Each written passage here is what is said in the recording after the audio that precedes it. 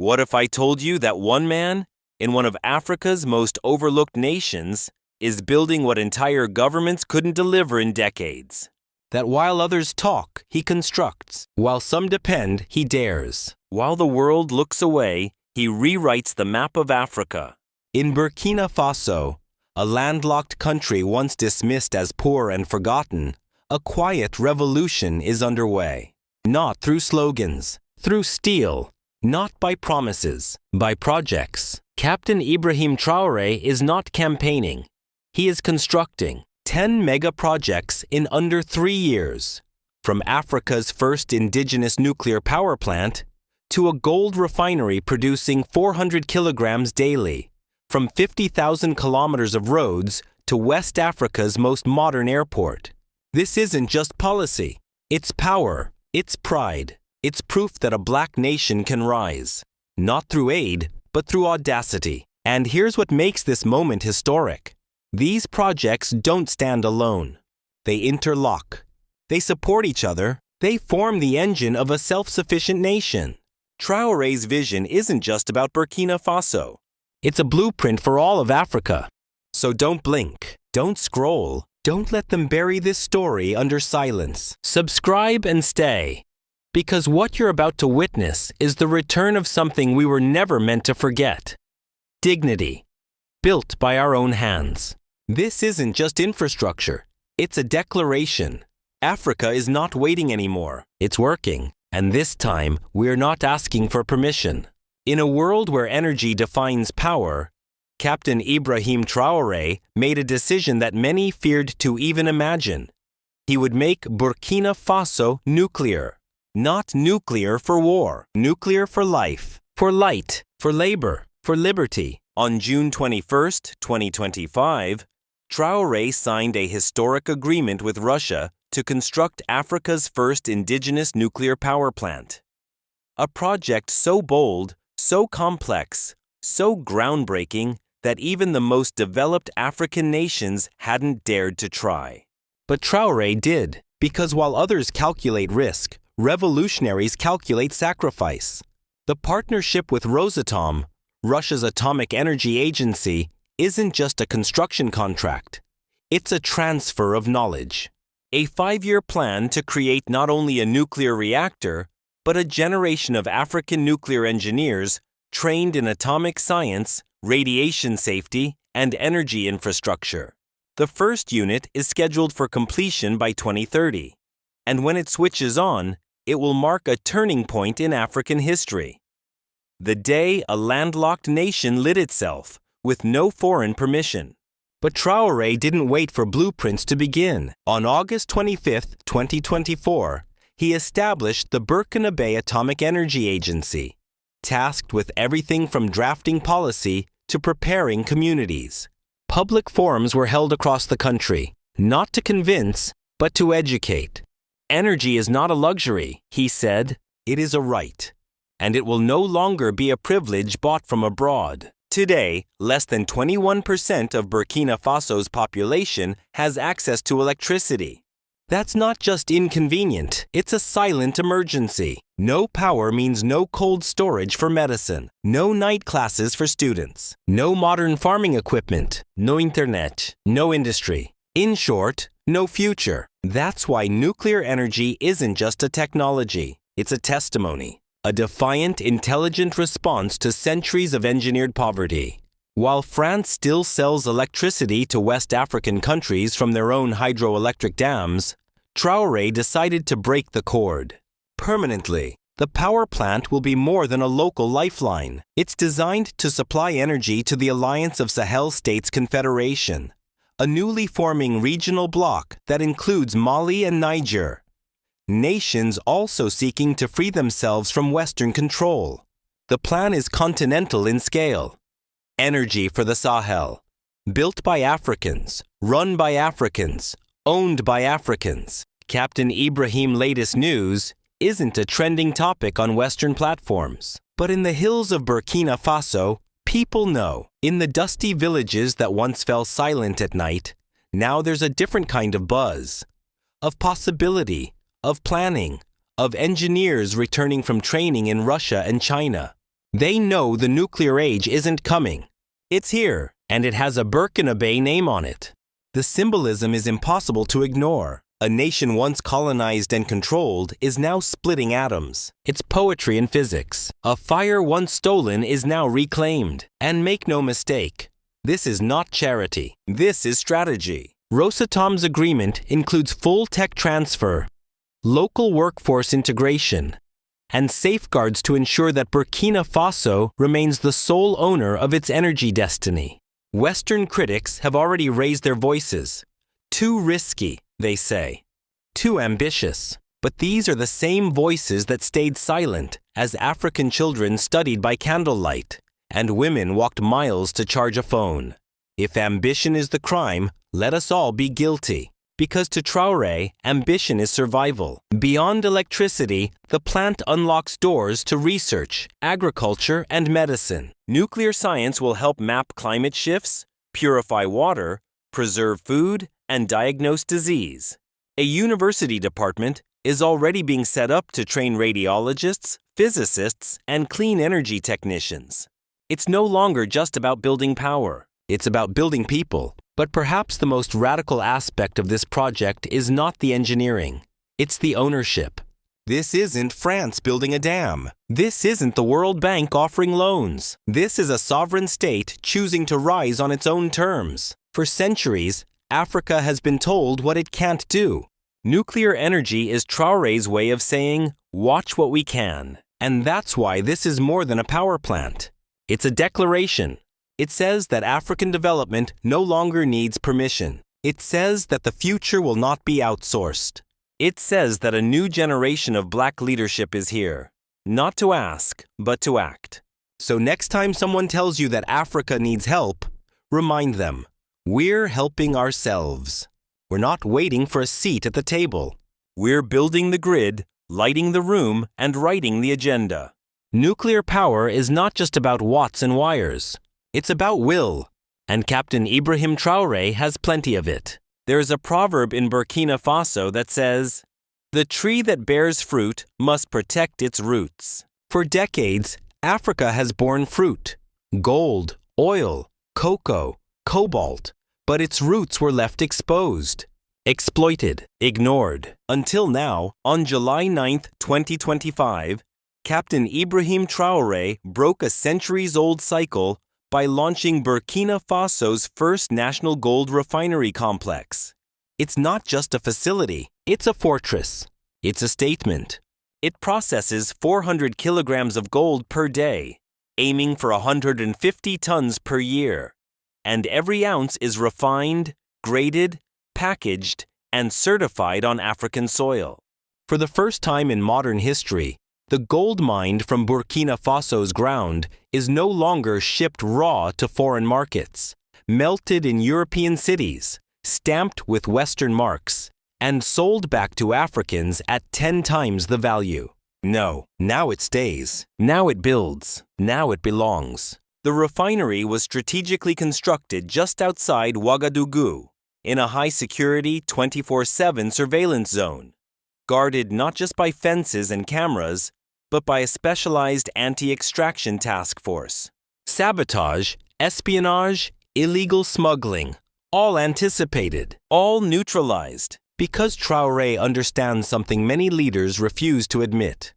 Our resources are our battlefield, and this battlefield has long been lost. For years, Burkina Faso exported over 57 metric tons of gold annually, yet saw little return. Foreign companies dominated the mining sector, repatriating profits, paying minimal taxes, and leaving environmental destruction behind. The people remained poor while their land made others rich. Not anymore. With this refinery, billions of dollars in potential revenue are staying within Africa. A national reserve vault has been established, ensuring that refined gold is not just exported, but stored, leveraged, and utilized strategically.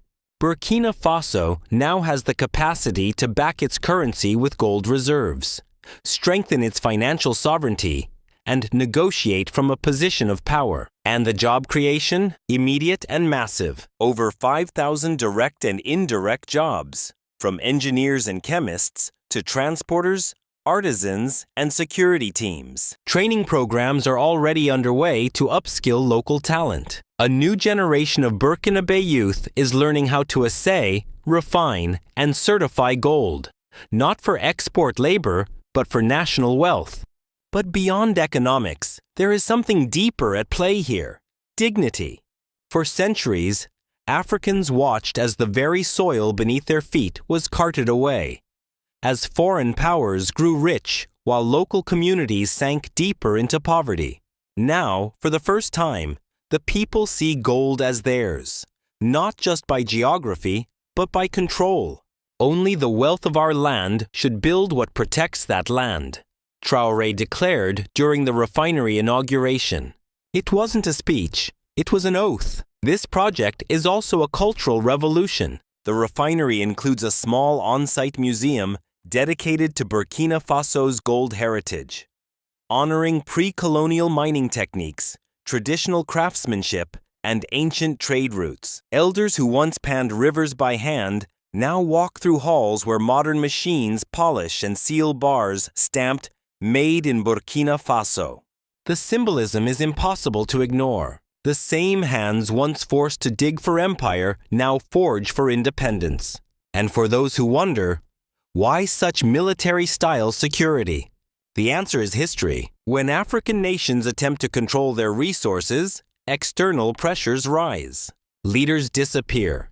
Regimes fall. Markets fluctuate. But Traoré is not naive. He's prepared. Every detail, from satellite surveillance to encrypted export logs, has been accounted for. This isn't just about preventing theft. It's about preventing history from repeating itself. Burkina Faso's gold refinery is now part of a continental strategy. Talks are underway with neighboring nations, Mali, Niger, Guinea, to create a West African network of locally managed mineral value chains. Together, they aim to shift Africa from a continent of extraction to a continent of transformation.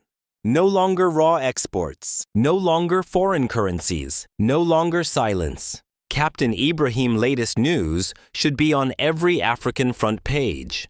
But while Western media hesitates, the Burkina Faso people celebrate.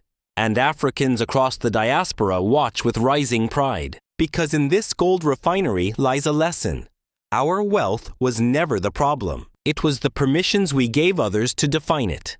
That era is ending. This isn't just gold. It's memory melted and recast. It's sovereignty solidified. It's a new economic gospel preached from furnaces and vaults, not boardrooms in Paris or London. And as those furnaces roar, they whisper the words so long denied to Africa. This is ours, and we know what to do with it. In the past, African roads led out, to ports controlled by foreign companies, to markets we didn't own, to futures we never wrote. But under Captain Ibrahim Traoré, roads in Burkina Faso now lead inward, homeward, forward. The numbers are staggering. 50,000 kilometers of road to be constructed between 2025 and 2029, not by foreign contractors, not by European consultants, but by Burkina Faso hands operating over 900 locally controlled construction machines. This is the largest infrastructure initiative in the nation's history, and perhaps in all of West Africa. But let's pause, because these aren't just roads, they are arteries. Connecting isolated villages to life-saving clinics, linking farmers to markets, children to schools, goods to borders, and dreams to reality. They are lifelines. They are freedom paved in asphalt. Captain Traoré's road revolution is rooted in philosophy. Built by Burkina Faso for Burkina Faso. That means no outsourcing, no foreign debt traps, no dependency. Every kilometer becomes a classroom for local engineers. Every bridge becomes a monument to self-determination. In the Central Plateau region, women who used to walk 6 hours to reach a health center now ride in under 40 minutes. Farmers once forced to watch crops rot due to lack of access can now deliver produce to the capital before sunset. These are not abstract benefits. They are real daily transformations. They are the difference between surviving and thriving, But Traoré didn't stop at roads. In the southwest, the government broke ground on the Bobo-Dioulasso dry port, a $253 million inland logistics center near the borders of Mali, Côte d'Ivoire, and Ghana. This facility is more than a warehouse. It's a strategy. It connects Burkina Faso, a landlocked nation, to seaports via rail and road, cutting down export costs by over 40% and turning the country into a regional trade hub. Inside the dry port, young logistics officers coordinate routes across West Africa in real time. Traders now export Burkinabe cotton, livestock, and even motorcycles to neighbors, not as middlemen, but as market leaders. The port includes a customs center, industrial park, and bonded storage zones, boosting local enterprise and attracting regional partnerships. And then there's Donsin International Airport, 30 kilometers northeast of Ouagadougou, worth over $200 million with a 4,000-meter runway. This airport will accommodate the world's largest aircraft, welcoming direct flights from China, Russia, Brazil, and beyond. The terminal isn't just modern, it's Afro-modern, adorned with Burkinabe art, run by Burkinabe professionals, serving Burkinabe interests. The vision is not just tourism, it's economic integration. The airport's cargo terminal is designed to handle regional exports, gold, cotton, fruit, cement, linking air trade with rail, road, and port. Traoré understands that an isolated nation is a vulnerable one, so he builds connections not only within the country, but beyond its borders, across the Sahel Confederation, and deep into continental alliances. Still, perhaps the most symbolic project is the Ticino cement factory, constructed in partnership with Chinese firms. It produces 2,000 tons daily with an annual capacity of 750,000 tons. What once had to be imported from Europe is now manufactured locally using African limestone, African labor, and African leadership. And it's not just about materials, it's about meaning. This factory is part of a bigger ecosystem. Its cement builds the roads. Its payroll feeds local families. Its energy comes from solar grids, ensuring low emissions and low dependency. And its profits? They stay in Burkina Faso, reinvested into schools, clinics, and more factories. This is the infrastructure revolution, a closed loop of value creation, not value extraction. A system that feeds itself, grows itself, and liberates itself. Of course, the international media barely reports it. They prefer stories of coups, conflict, or corruption. But Burkina Faso latest news isn't collapse. It's construction. It's concrete. It's cranes. It's coordination. So we ask you, the viewer, if you believe this is what Africa needed all along, say Amen in the comments below. Say it not as a prayer, but as a promise. Because here's what they don't want us to know. When we build our own roads, we choose our own direction. When we fly our own planes, we chart our own sky. When we manufacture our own materials, we shape our own future. And this isn't just happening in Ouagadougou or Bobo. It's in Tenkodogo, in Kaya, in villages that no map used to mark. It's in the calloused hands of workers who no longer wait for aid, but earn through innovation. It's in the footsteps of children who walk new school paths paved just last month. This is grassroots development, literally and figuratively. Traoré is often called a military ruler. But tell me, what general spends billions building roads, schools, and hospitals before tanks and jets? What soldier pours cement for the people instead of concrete for bunkers? He's building weapons of peace, tools of growth, engines of independence. And that, more than any title, defines a leader. No nation rises on infrastructure alone. Steel and stone can pave a road, but only people can walk it. Captain Ibrahim Traoré knows this truth. That's why, beyond power plants and ports, he is investing in the most powerful resource of all, Burkinabe minds and bodies.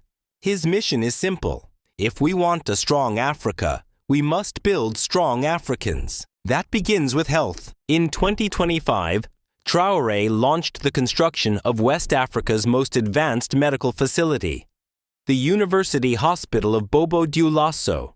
This isn't just a hospital, it's a regional medical command center, designed to serve not only Burkina Faso, but the entire alliance of Sahel States Confederation.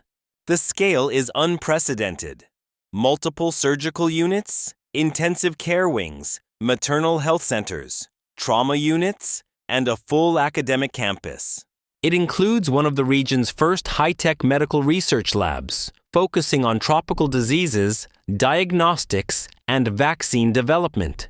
But what makes this hospital revolutionary isn't its technology, it's its intention. For decades, wealthy Africans flew to France or Morocco for treatment. Now, those same procedures will be performed in Bobo-Dioulasso by Burkina Faso doctors trained in state-of-the-art techniques.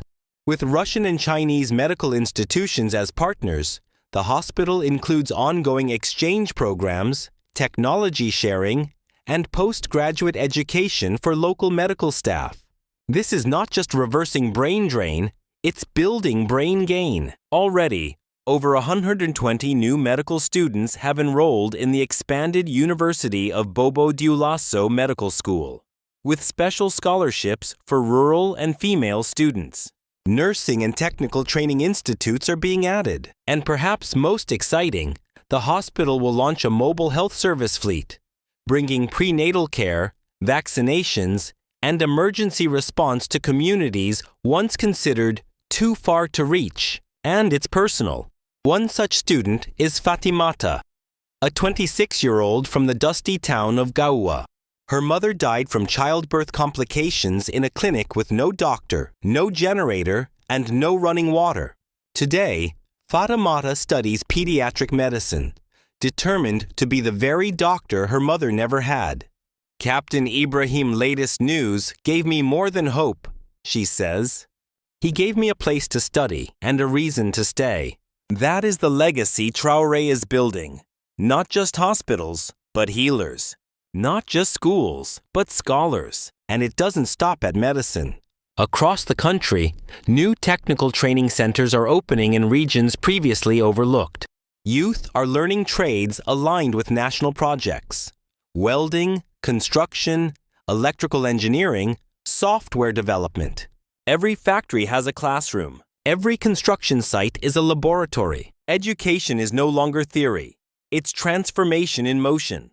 Burkina Faso is also launching the Women in Science initiative, aiming to triple the number of female engineers, scientists, and health workers by 2030. With targeted recruitment, mentorship, and childcare support, young women are entering fields once considered impossible. Their success isn't just progress. It's prophecy, because when African women rise, Africa cannot fall. And Traoré's vision of human capital extends beyond skills. It reaches into values, purpose, identity. He's promoting Pan-African education, integrating the teachings of Kwame Nkrumah, Thomas Sankara, Amilcar Cabral, and Marcus Garvey into school curricula.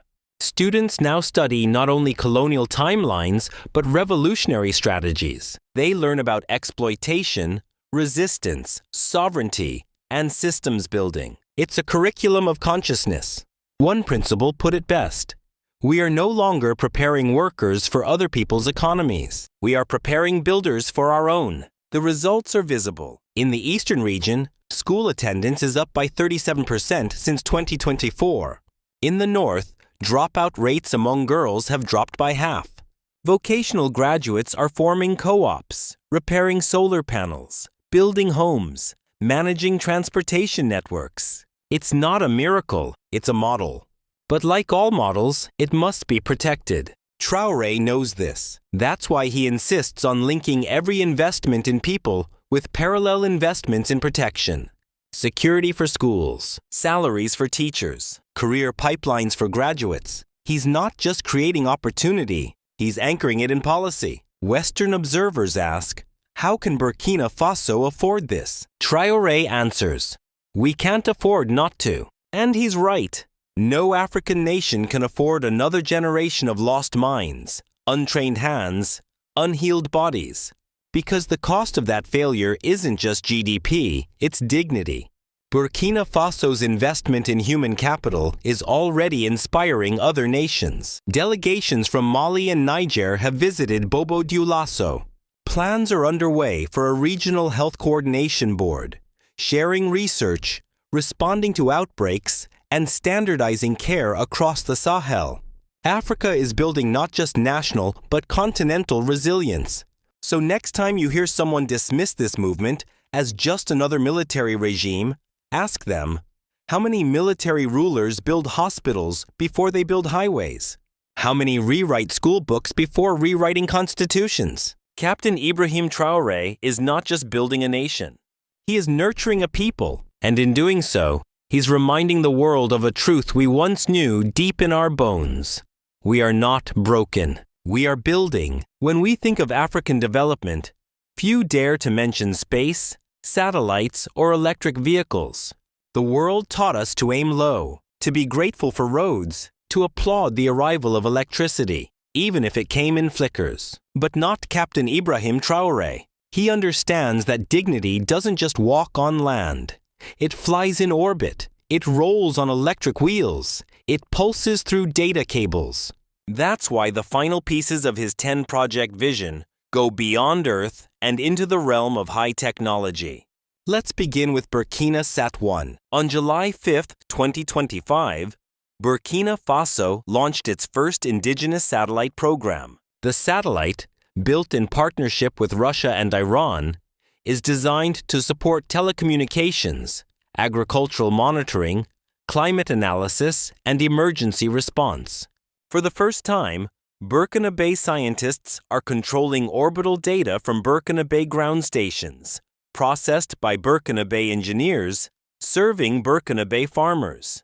This is more than a satellite. It's a signal that we will no longer rent space in other people's skies. That African communications will not forever rely on cables crossing oceans we didn't chart.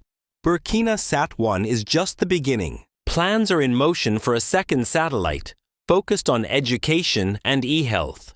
Imagine rural doctors receiving real-time diagnosis support via secure satellite link. Imagine students in desert villages accessing entire digital libraries without internet. That is what Traoré is building. Not just infrastructure, but imagination. But if satellites are our eyes in the sky, then electric vehicles are our wheels on the ground. In 2024, Burkina Faso began producing its first domestically assembled electric vehicles. This is revolutionary for many reasons. First, it directly reduces fuel import dependency, which had drained over $400 million annually. Second, it creates a new automotive sector, focused on job creation, technical training, and component manufacturing. Third, and perhaps most importantly, it sends a message that Africans can innovate, not just buy. These EVs are being integrated with the national solar grid, developed under separate green energy programs. Charging stations are being installed in major cities. By 2026, the government plans to deploy over 5,000 EVs in public fleets, including school buses, postal services, and intra-city transport. And this isn't theoretical. It's happening right now. In Ouagadougou, young technicians once jobless now work on battery systems, solar conversions, and smart mobility design. A once import-only economy is becoming a manufacturing lab. But what about energy? All this electricity must come from somewhere. That's where the Ziga 2 dam and water infrastructure project plays a key role, delivering 135,000 cubic meters of water daily to serve over 1 million people. It supports not just residential use, but industrial operations like cement production, gold refining, and yes, electric vehicle manufacturing. Water, energy, industry, all connected. Ziga 2 also includes climate-adaptive reservoir expansion, underground pipelines, and waste treatment integration, ensuring that urban growth won't come at environmental expense. It's sustainable, scalable, and sovereign. Because that's the heart of Traoré's vision. Sovereignty, not just from colonial powers, but from the systems they left behind. Systems of dependency, systems where Africa was always a user, never a creator. And he knows this won't be easy. Tech sovereignty demands more than money. It requires protection. That's why new cyber defense initiatives are being developed in parallel.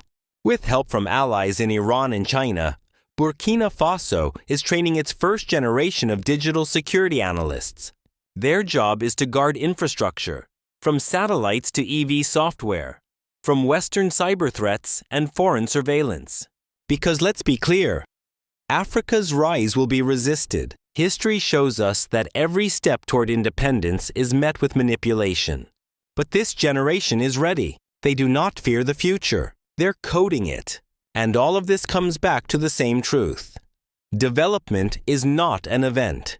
It's a system. And Traoré has built one. Power fuels factories. Factories produce vehicles. Vehicles move goods. Satellites guide routes. Water keeps cities alive. Data secures it all. Every piece feeds the next. This is not aid. It is architecture. So next time someone says Africa can't build complex systems, say, Burkina Faso is already doing it. And if this is what a so-called impoverished nation can accomplish in 3 years, imagine what the whole continent could do with real leadership. Captain Ibrahim Traoré has not only lit the path, he's mapped it. He's named the steps, and he's left space for all of us to follow. Brothers and sisters, let us take a moment, not just to reflect, but to remember. Remember the Africa they told us would never rise. The Africa they showed only in hunger, never in hope. The Africa whose stories were interrupted, whose heroes were erased, whose futures were stolen before they were born. But today, a different story is being written, not by foreign journalists, not by aid agencies, but by the hands of our own people. And at the heart of this story stands a soldier, not with bombs, but with blueprints, not with promises, but with power lines, not with parades, but with projects. Captain Ibrahim Traoré. Say his name, speak it with pride, because what he has accomplished in just 3 years, some nations have not managed in 3 generations. A nuclear power plant that will illuminate the Sahel, a gold refinery that keeps billions on African soil, a cement factory that builds from African limestone, 50,000 kilometers of roads, connecting cities, healing separation, a 200 million international airport, opening Burkina Faso to the world, a modern hospital that educates doctors and saves lives, a satellite program giving us eyes in the sky, electric vehicles driving us toward energy independence, clean water for 1 million people, a national memorial that roots us in our revolutionary history.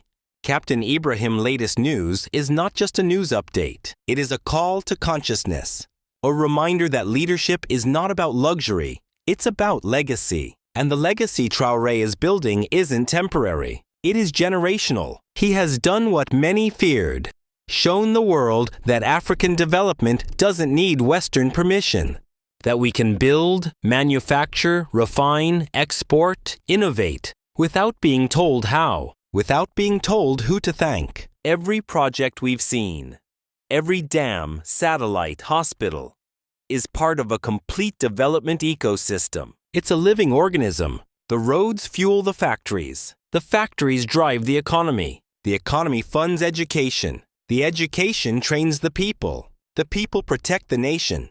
This is what sovereignty looks like. Not just freedom from, but freedom to.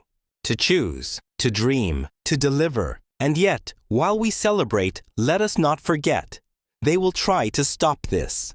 Because when Africa stands up, someone always tries to push us back down. When we build with our own hands, someone always claims we stole the tools. When we speak our vision, someone always tells us to speak in whispers. But this is not the era of whispers. This is the era of voices of Africa. And in those voices we declare, Burkina Faso. Latest news is African history in the making. Let the world take note. A land once known only for poverty now commands satellites. A people once told to wait are now creating timelines of their own. A president once dismissed as just another soldier is now shaping the blueprint of continental rebirth. And so we ask you, what will you build? What village will you lift? What story will you tell your children about this moment? Because this isn't just about Burkina Faso. It's about Ghana, Kenya, Mali, Congo, Liberia, Namibia, Ethiopia. It's about South Africa's steel, Nigeria's oil, Senegal's coasts. It's about Haiti's memory. It's about Harlem's dream. It's about our global black family, rising as one. Let this moment remind us. Africa doesn't need saving. Africa needs space to lead. So don't just watch, speak. Don't just admire, act. If this story moved something in your chest, don't scroll past. Like, share, speak, subscribe, because they hid our history long enough. Let's speak our future out loud. Leave a comment below. Africa new, because a new Africa is not coming. It is already here. Captain Ibrahim Traoré does not just promise development. He delivers it. With every satellite, every school, every sealed bar of gold. This is not charity. This is change. This is not reform. This is revolution. Thank you for being here. We'll see you in the next story. The kind they still don't want you to hear.